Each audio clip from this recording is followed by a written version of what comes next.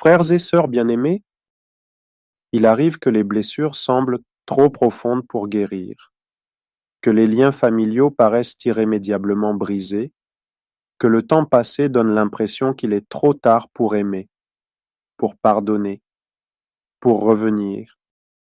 Mais je vous le dis avec force ce matin, il n'est jamais trop tard. C'est le cri de l'Évangile, c'est le chant de l'espérance, c'est la vérité proclamée par Jésus lui-même à travers la parabole bouleversante du Fils prodigue.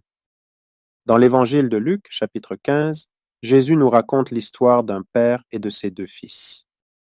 Le plus jeune réclame son héritage et s'en va. Il quitte la maison. Il tourne le dos à son père, à son éducation, à son identité. Il veut vivre librement, sans contrainte, sans règles. Mais cette soi-disant liberté le mène à la ruine. Il gaspille tout. Il tombe plus bas que terre. Il finit par envier la nourriture des cochons. Mais un jour, quelque chose se passe. Là, dans la fange, dans la honte, dans la solitude, il rentre en lui-même. Il se souvient de la maison, de l'amour du Père, de la dignité perdue. Et il dit cette parole puissante, « Je me lèverai et j'irai vers mon Père. » Oui, mes amis, il n'est jamais trop tard pour se lever. Pendant tout ce temps, le Père ne l'a jamais oublié. Il n'a jamais cessé d'espérer. Chaque jour, il scrutait l'horizon. Chaque jour, il guettait le retour. Et quand enfin il voit son fils de loin, il court vers lui.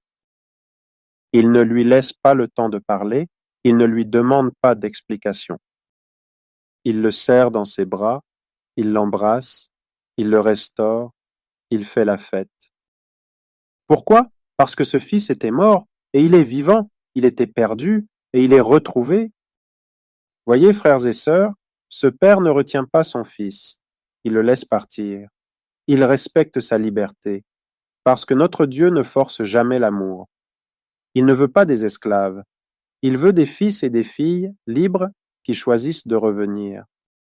Et quand nous revenons, il ne nous accuse pas, il ne nous rejette pas, il nous restaure.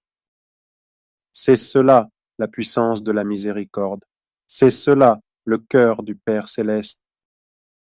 Peut-être que toi aussi tu es loin de la maison. Peut-être que tu t'es éloigné de Dieu, de ta famille, de toi-même. Peut-être que tu crois que c'est trop tard. Mais je te dis ce matin, avec autorité et amour, il n'est jamais trop tard pour revenir. Jamais trop tard pour demander pardon. Jamais trop tard pour tendre la main. Jamais trop tard pour recommencer. Tu peux dire aujourd'hui, je me lèverai, et si tu le fais, le Père fera le reste. Il courra vers toi, il essuiera tes larmes, il te redonnera ta place, ta dignité, ta joie. Souviens-toi de saint Augustin, il a tout rejeté. La foi, sa mère, la morale, mais sa mère, sainte Monique, a prié, pleuré, supplié. Et un jour, la grâce l'a saisi.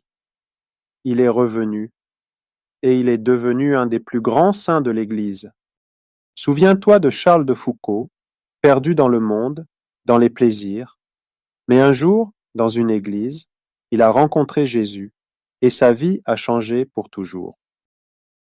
Souviens-toi du bon larron sur la croix, à quelques heures de la mort, il dit à Jésus, « Souviens-toi de moi. » Et Jésus répond, « Aujourd'hui, tu seras avec moi dans le paradis. » Il n'est jamais trop tard. Alors je te pose la question, frère, sœur. Où en es-tu? As-tu quitté le foyer du Père? Es-tu dans un pays lointain? Te sens-tu trop sale, trop brisé, trop indigne? Écoute la voix de Dieu ce matin. Reviens à la maison. Ne dis pas, je le ferai demain. Aujourd'hui, tu peux dire, je me lèverai. Et le Père t'attend déjà. Il n'attend qu'un pas. Fais ce pas. Reviens. Il n'est jamais trop tard.